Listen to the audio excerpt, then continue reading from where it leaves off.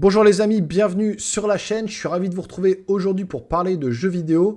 Et on va parler surtout des Game Awards qui vont se dérouler le 7 décembre pour nommer le GOTY, le Game of the Year. L'année dernière, en 2022, c'était Elden Ring et c'était bien mérité. Mais là, du coup, ils ont ouvert un site internet qui est disponible pour tout le monde. Je vous mettrai le lien dans la description. Vous pourrez, du coup, aller voter de votre côté. Mais là, moi, je vais aller sur le site et je vais voter avec vous. Je vais vous donner mon ressenti, mon avis sur le GOTY. Et il y a plusieurs catégories pour voter, justement. Il y a plusieurs catégories qui ont été mises en ligne pour différents jeux. Donc, on va aller voir un peu tout ça. Et puis, vous allez connaître, à mes yeux, qui devrait remporter le GOTY cette année. Il y a plusieurs nominés. On va voir, ils ont lâché les nominés. Ça y est, on les connaît. Il y a peut-être des surprises, vous verrez. On va en parler tout de suite. Donc on lance le générique et puis on se fait mon petit vote, on va sur le site, on voit un peu les nominés, on étudie un peu tout ça. Et puis libre à vous aussi dans les commentaires de me balancer tous vos jeux préférés, ceux que vous auriez vus comme GOTY pour 2023. On en parle tous ensemble, c'est toujours intéressant de pouvoir débattre tous ensemble sur ce genre d'informations. Je lance le générique et on se fait ça tout de suite, c'est parti.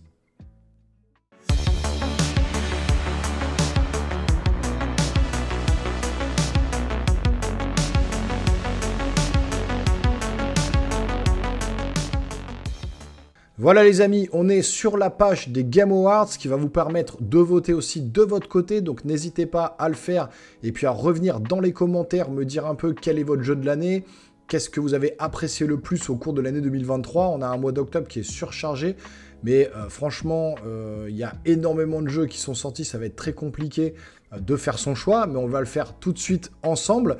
Vous connaîtrez mon choix sur le jeu de l'année et puis les différentes catégories. Pour les nouveaux venus, n'hésitez pas à vous abonner et à lâcher un gros pouce en l'air, je vous en serai infiniment reconnaissant. On va commencer tout de suite, et puis on voit quoi à l'écran? Déjà, on voit le Game of the Year, mais je vais vous faire un peu la surprise, je vais le garder pour la fin, puisqu'on ne va pas tout de suite nommer le jeu de l'année. Je vois déjà qu'il y a un truc qui est pas choquant, mais j'avais été plus ou moins checker un petit peu déjà le site. J'ai pas fait mon vote, mais là on est sur quoi? Sur Alan Wake 2, Baldur's Gate 3. Alors il faut savoir que j'ai fait Alan Wake 2, j'ai fait Marvel Spider-Man 2, j'ai fait Resident Evil 4, j'ai fait Mario Wonder et j'ai fait Tears of the Kingdom. Donc déjà sur le panel de jeux qu'il y a là, il n'y a que Baldur's Gate 3 où j'ai entendu que du bien de ce jeu-là, mais qui n'est pas mon style de jeu et que je n'ai pas fait. Donc ça va être compliqué pour moi en tout cas, subjectivement, de dire que c'est ce jeu-là le jeu de l'année. Mais déjà j'ai fait tous les autres. Maintenant, il y a un truc où je suis étonné, c'est quand même qu'il n'y ait pas dans l'eau Hogwarts Legacy. J'ai vu pas mal de trucs tourner sur le net en mode, mais où est Hogwarts Legacy, où est Starfield? Alors Starfield, je mettrais peut-être un petit veto. J'ai pas joué, mais c'est vrai que j'ai vu pas mal de retours qui n'étaient pas forcément que positifs, où il y avait pas mal de bugs au début, c'était pas aussi exceptionnel que ça le paraissait, ça avait pas été vendu, ça avait été vendu un petit peu trop en mode hype et puis surcoté peut-être. Donc voilà, je me trompe peut-être, je n'y ai pas joué, donc ne m'assassinez pas en commentaire. Mais pour moi, Starfield, c'est peut-être un petit peu moins choquant, on va dire, que Hogwarts Legacy, qui a touché beaucoup de monde, qui était quand même un jeu surprenant sur la magie qu'on n'a pas souvent dans les jeux vidéo, puis sur le monde d'Harry Potter. Donc je suis étonné de ne pas le voir là, dans la catégorie Game of the Year. Donc c'est un peu bizarre. On va voir sur les autres catégories si ça y est. Donc on va poursuivre. Je vous donnerai le vote du jeu de l'année à la fin de la vidéo. Donc restez bien jusqu'à la fin. On va poursuivre. On va aller sur la deuxième. Alors ça traduit automatiquement en français. Donc, vous étonnez pas, le Alan Réveil 2, ça me fait toujours rire. Alan Réveil 2, la porte de Baldur, la légende de Zelda, les lames du royaume. Bon, allez, meilleure direction de jeu, récompensé pour sa vision créative exceptionnelle et son innovation dans la direction et la conception du jeu. Alors, ça va être compliqué déjà, la meilleure direction de jeu, parce que Alan Wake 2, quand même, c'est juste énorme. Tears of the Kingdom, c'est quand même un Breath of the Wild amélioré plus, mais quand même sur la base de Breath of the Wild. Donc est-ce qu'on peut parler de meilleure direction de jeu? Mario Wonder, c'est juste énorme. Vision créative. C'est compliqué. Je mettrais peut-être quand même Zelda. Catégorie suivante. Allez, on continue. Encore une fois, mon avis n'est que subjectif. Hein. C'est mes goûts à moi. J'ai pas forcément les mêmes goûts que vous. Et heureusement, parce que sinon, sur Terre, on se ferait chier si on était tous pareils.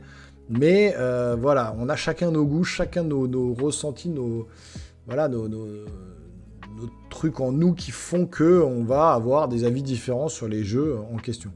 Alors, meilleur récit. Pour une narration et un développement narratif exceptionnel dans un jeu. Alors, Alan Wake 2, le récit est juste... La narration est juste folle. Baldur's Gate 3, je ne l'ai pas fait. Cyberpunk 2077, je ne l'ai pas fait. J'ai fait le Cyberpunk, mais pas le 2077. Enfin, Phantom Liberty. Final Fantasy XVI, je l'ai fait. La narration était un peu répétitive à la fin, c'était un peu long.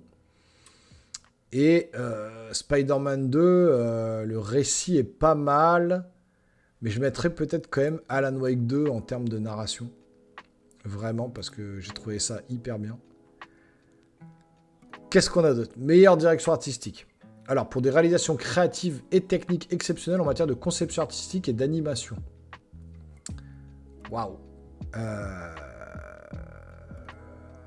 La direction... Alors, Lies of P, j'ai pas fait. Et Ruée vers Life, là... Alors, on va remettre en anglais parce que... Ify Rush, je l'ai pas fait. Lies of P, j'ai fait la démo. C'est vrai que la direction artistique est quand même très classe. Waouh. Direction artistique. Creative and Technical Achievements. Je mettrais quand même Mario Wonder. Ouais. Direction artistique parce que ça part dans tous les sens. J'ai eu la banane, ça chante, il y a des fleurs, il y a vraiment des idées de direction artistique partout dans ce jeu, c'est juste mortel. Donc je mettrai ça. Meilleure partition et musique. Pour une musique exceptionnelle comprenant une partition, une chanson originale et une bande originale sous licence. Alors, Tears of the Kingdom, c'est du Zelda, c'est juste génial.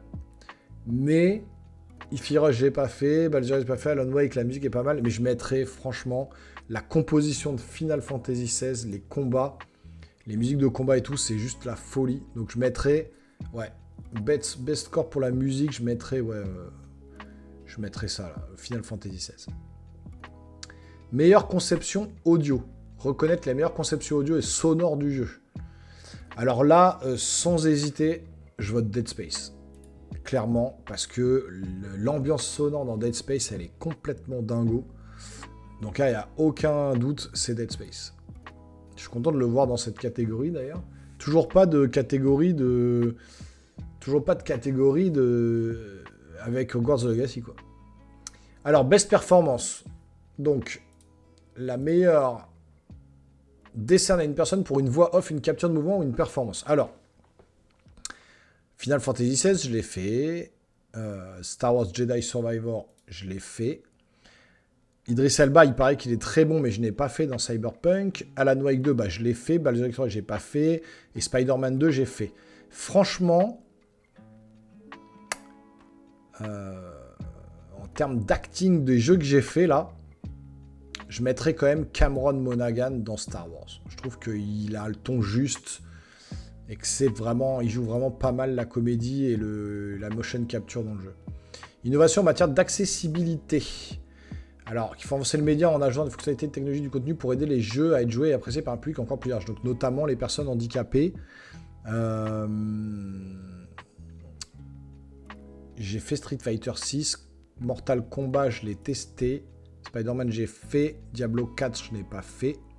Ify Rush, je n'ai pas fait. Pour l'accessibilité, je mettrais peut-être du coup... Parce que Forza Motorsport, il y a quand même pas mal d'accessibilité dans ce jeu. Je mettrais peut-être Forza Motorsport pour l'accessibilité. Pour les personnes handicapées notamment, il y a beaucoup d'options. Jeu pour l'impact. Pour un jeu stimulant avec signification et un message pro-social.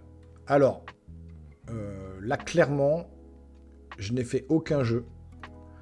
Donc je vais pas me prononcer là-dessus parce que j'ai fait aucun jeu. C'est des jeux indés et j'en ai pas fait. Donc on va passer au suivant. Meilleur en cours. Alors ça, je sais pas ce que ça veut dire en anglais, c'est quoi?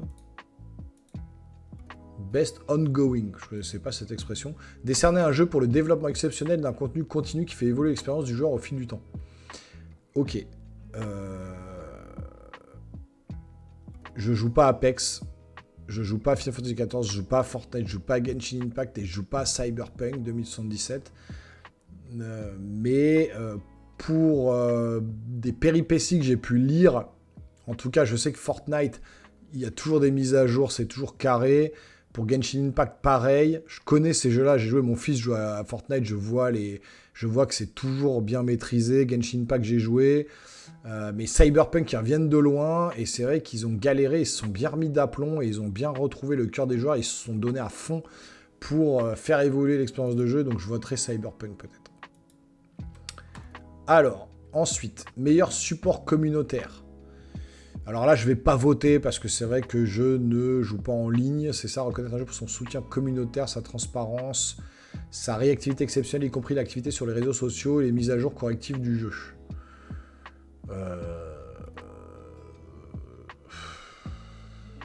Je pourrais pas vous dire Destiny 2, je l'ai fait. Voilà. No Man's Sky. Bon, je vais pas voter parce que je pourrais pas donner mon avis. J'ai pas fait assez de jeux là-dessus. Meilleur jeu indépendant. Alors pareil, j'ai fait aucun des jeux. Viseur, Mer d'étoiles en anglais. Sea of Stars, Viewfinder, Dredge, Daves of Diver et Cocoon. J'ai fait aucun des jeux. Donc on va passer la catégorie, c'est pas grave. Meilleur premier jeu indépendant. Alors là c'est pareil, j'en ai fait aucun. Donc je vais pas voter là-dessus. Meilleur jeu mobile. Alors, pour arrêter de traduire la page, c'est un peu chiant. Final Fantasy VII Ever Crisis, Hello Kitty, Honkai, Monster Turnout, Terranil. Je ne joue pas sur mobile, je ne vais pas me prononcer non plus. Il y a beaucoup de... J'avais pas vu qu'il y avait autant de catégories. Bon. Best VR AR. Pour le meilleur jeu expérience jouable en réalité virtuelle. Alors, je fais un peu de réalité virtuelle. Humanity, j'ai pas du tout aimé. Resident Evil Village, je l'ai pas testé en VR mode, mais j'ai vu que c'était vraiment exceptionnel. Synapse, je n'ai pas fait. Gran Turismo 7, il paraît que ça tue, mais ça reste un jeu de bagnole. Je trouve que j'ai déjà fait des jeux de voiture en VR. Je trouve que c'est pas forcément ça qui va apporter l'immersion.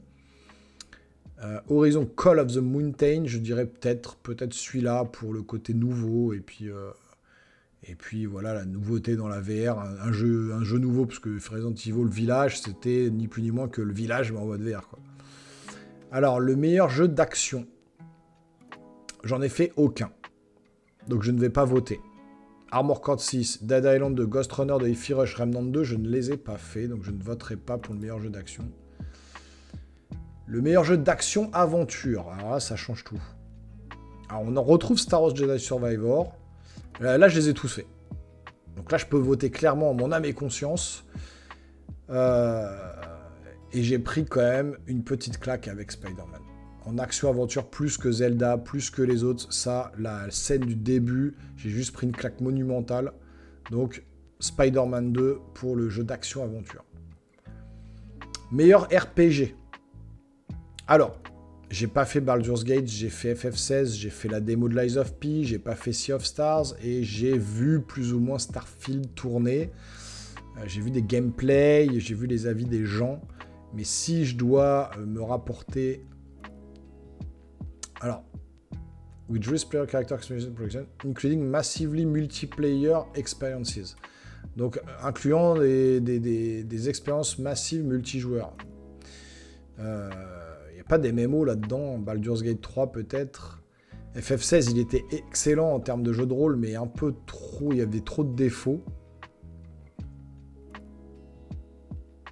Allez, même si je n'ai pas joué, je sais que Baldur's Gate 3 va l'emporter, je voterai pour Baldur's Gate 3, même si je ne l'ai pas fait en termes de jeu de rôle. Je pense que c'est un bon jeu, j'ai pas le temps de m'y mettre, c'est pas mon style de jeu, mais voilà, je pense que ça peut être vraiment bon. Alors, Best Fighting, je n'ai pas fait God of Rock, j'ai pas fait celui-là, mais ces jeux-là me disent rien du tout. Par contre, je pense que les votes vont se passer entre Street Fighter 6 et Mortal Kombat. J'ai joué aux deux. Et quand même, le Street 6, il m'a quand même mis une petite claque aussi. Plus que Mortal Kombat, même si j'aime beaucoup. Mais le Street 6, franchement, c'est pas mal. Ensuite, qu'est-ce qu'on a? Jeu familial. Alors, Disney Illusion, Party Animals, ça je connais pas, j'ai pas fait, ça j'ai vu tourner. Pikmin 4 j'ai fait, Sonic Superstar j'ai fait, et Super Mario Wonder j'ai fait, et franchement le meilleur jeu familial pour moi c'est Mario Wonder. C'est du Nintendo, c'est une valeur sûre pour moi, Mario Wonder. Il y a des comme ça des trucs que je vote rapidement. Alors, simulation stratégie. Advance Force 1 plus 2 Reboot Camp, très bon. Pikmin 4, stratégie Pikmin 4. Ouais, c'est stratégique parfois, effectivement. Fire Emblem Engage, j'ai pas fait. Company of Heroes, j'ai pas fait. City Skylines 2, j'ai pas fait, mais c'est pas du tout mon style de jeu, donc ça me plairait pas trop. Company of Heroes, c'est pareil, c'est pas mon style de jeu. Fire Emblem non plus. Donc je vais voter entre les deux jeux que j'ai fait, c'est-à-dire Advance Wars et Pikmin 4. Et je mettrai peut-être un point sur Pikmin 4, parce que même si c'est une suite, on va dire que c'est quand même un jeu original, alors que Advance Wars, c'est des jeux qu'on a déjà fait sur la Game Boy Advance, c'est juste un reboot, un remake, un remaster. Je voterai pour Pikmin 4 en termes de meilleur jeu de stratégie. Alors ensuite, qu'est-ce qu'on a d'autre? Meilleur jeu de sport. Alors là, je vais vous dire, je vais rien voter parce que j'ai fait aucun jeu de sport et c'est pas mon credo, donc je ne voterai pas. Meilleur jeu multiplayer.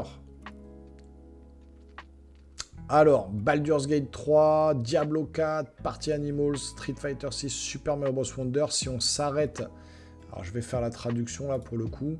Pour un gameplay et une conception multijoueur en ligne exceptionnelle, y compris des expériences coopératives et multijoueur, quel que soit le genre de jeu ou la plateforme. Alors, est-ce qu'on pourrait mettre Mario Wonder là-dedans? Parce que ça reste quand même un jeu familial, on peut jouer à 4, mais est-ce que ça exploserait le style multijoueur? Pareil pour Street 6, c'est quand même du versus, même si on joue en ligne.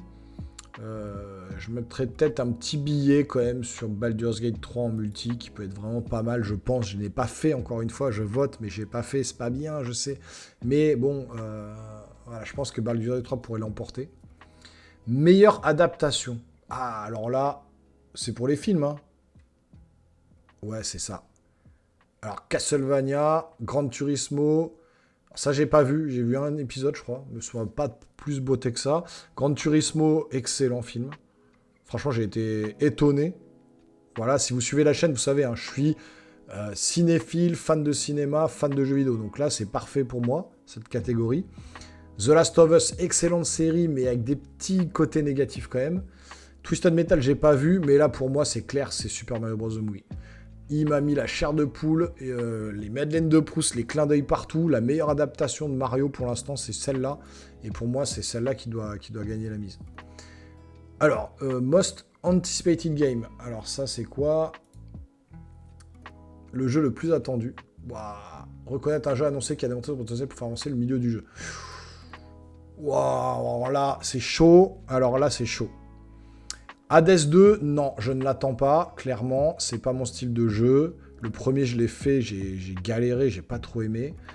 Like a Dragon Infinite Wells, c'est pareil. Les Sega et compagnie, les jeux de Yakuza, machin, c'est pas mon style.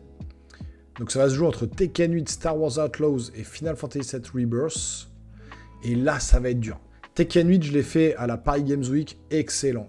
J'ai pris une claque, c'était trop bien, j'ai joué avec mon fils, c'était juste énorme. Mais un jeu de combat, pour moi, c'est pas le jeu le plus attendu. Moi, vous savez, sur la chaîne, je suis solo narratif. Donc ça va se jouer entre FF7 Rebirth et Star Wars Outlaws. Et bordel, j'ai joué à Final Fantasy VII Rebirth et vous savez l'amour que j'ai pour ce jeu. Final Fantasy VII. Je l'ai fait sur PlayStation 1. Mais même si j'ai joué à FF7 Rebirth, si je devais mettre un billet aujourd'hui, on me dit tu veux jouer à quoi tout de suite? Je pense que ça serait Star Wars Outlaws parce que ça m'a mis une claque. J'y ai pas joué, alors j'espère, je fais confiance à Ubisoft, j'espère qu'ils vont pas foirer. Mais quand vous voyez la qualité du gameplay qu'ils ont montré sur Star Wars Outlaws, je pense que c'est quand même celui-là que j'attends le plus. Plus que FF7 Rebirth, c'est vrai, c'est abusé, mais FF7 va sortir bientôt, là, on le sait. Outlaws, c'est plus tard, mais vraiment celui-là, si on me disait aujourd'hui, tu veux jouer à quoi? Bah, je demanderais de jouer à Star Wars Outlaws, quoi. Alors là, créateur de l'année, j'y connais rien. Aucune idée. Je passe. Meilleur jeu e-sport, Je regarde pas le e-sport. J'ai fait beaucoup de Counter-Strike quand j'étais jeune, mais je pourrais pas voter clairement pour le meilleur jeu e-sport, ça c'est clair. Meilleur athlète e-sport, pareil, je connais pas du tout. Je suis pas l'e-sport du tout. La meilleure team e-sport, c'est pareil, je connais pas du tout. Meilleur coach e-sport, aucune idée, je les connais pas. Meilleur événement e-sport, je les connais pas, donc je ne vais pas voter non plus. Et donc, bah, on a fini de voter.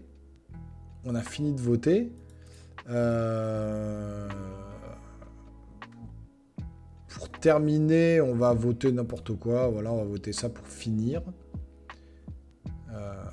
Voilà. Et donc, on va revenir. On peut changer les votes. Ok, d'accord. Bon. Très bien. Keep going. Ça, c'est quoi? Return home. Ok, ça a bugué. Alors, est-ce qu'on peut voter? Alors, ça a gardé en mémoire, mais effectivement, le Game of the Year, je ne l'ai pas fait. On revient à la page principale, les amis. Et donc, qu'est-ce que je vais voter? Je sais, derrière l'écran, ce que vous allez me dire. Je sais que vous allez me dire, Baldur's Gate 3, c'est le jeu de l'année pour vous, ça a tout déchiré, etc. Mais dans mon cœur de gamer et dans mon esprit de gamer, je ne l'ai pas fait. Donc, je ne peux pas le mettre en jeu de l'année, me concernant en tout cas. J'ai fait tous les autres. Donc je sais que Baldur's Gate le mériterait amplement. D'après les retours que j'ai eus, ça mériterait grave qu'il soit jeu de l'année, apparemment. On verra bien si ça va être voté comme ça le 7 décembre au Game Awards. Alan Wake 2 m'a mis une claque. Graphiquement, au niveau de la narration et tout, ça m'a mis une grosse claque. Resident Evil 4, ça m'a mis une grosse claque aussi. Mais c'est un remake, c'est un jeu qu'on a déjà vu. Je peux pas mettre un jeu de l'année, un jeu qu'on a déjà vu, même s'il est juste ouf. Zelda Tears of the Kingdom.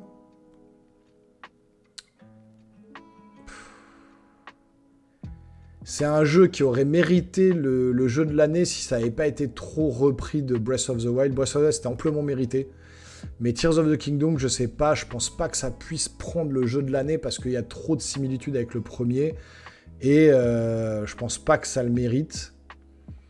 Mario Wonder, c'est juste énorme, mais ça reste un jeu en 2D. Alors même si oui, faut pas juger là-dessus, mais c'est juste énorme. J'ai pris une banane d'enfer à jouer ce jeu, j'avais le sourire jusque-là. Mais j'hésiterais quand même entre Spider-Man 2 pour la claque narrative que j'ai pris, la mise en scène, l'action qui m'a mis retourner la tête, et que je suis fan de Marvel et je suis fan de super-héros. Donc c'est compliqué parce que là, ça mêle les deux.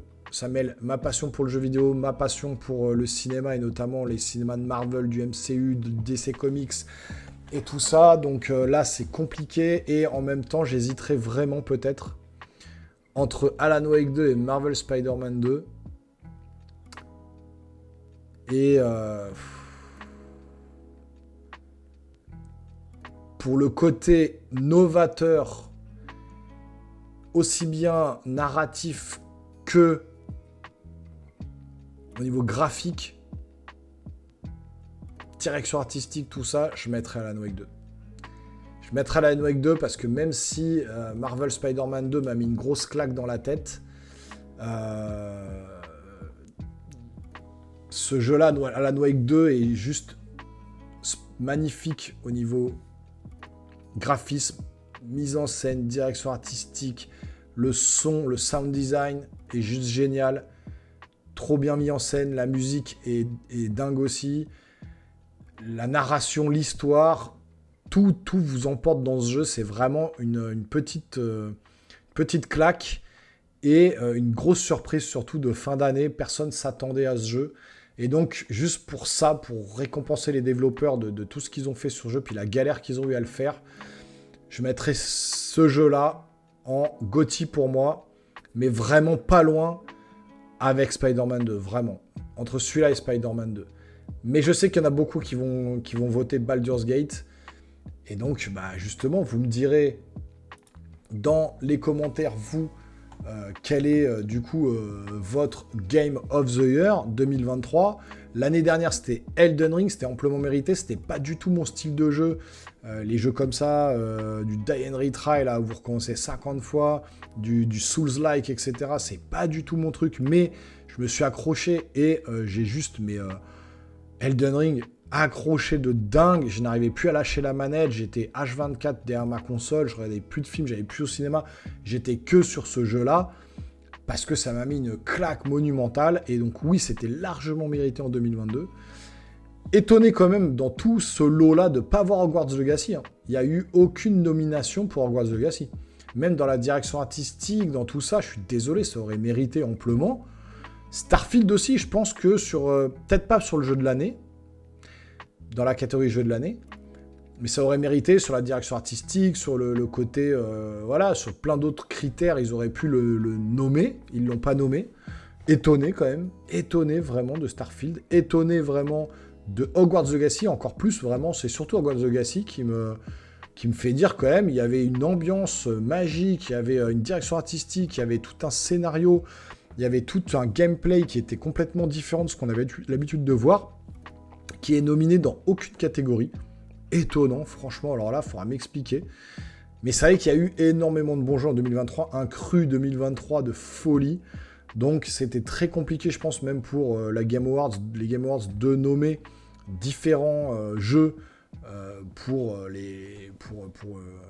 pouvoir voter, hein, parce que c'est quand même une grosse année en 2023. Donc voilà, en tout cas, moi, mon GOTY pour moi, c'est Alan Wake 2, pas loin avec Spider-Man 2. Vous me direz, vous, en commentaire, quel est votre GOTY, quels sont les jeux par rapport aux catégories que vous avez préférées. Je serai toujours content de vous lire et puis de pouvoir voir un peu dans la communauté, dans les abonnés, et puis dans les gens qui viennent voir la chaîne, ce que vous aimez, ce que vous préférez. Et c'est toujours bien d'avoir de la diversité et puis de pouvoir discuter avec vous. Donc je suis toujours ravi de lire vos commentaires et de vous répondre. Donc n'hésitez pas surtout à balancer des commentaires. Abonnez-vous à la chaîne, lâchez un gros pouce, partagez toutes les vidéos de la chaîne sur vos réseaux sociaux. Ça m'aidera à avancer sur YouTube. Je compte sur vous. Je vous kiffe. Portez-vous bien les geeks. À très bientôt sur la chaîne. Ciao, ciao.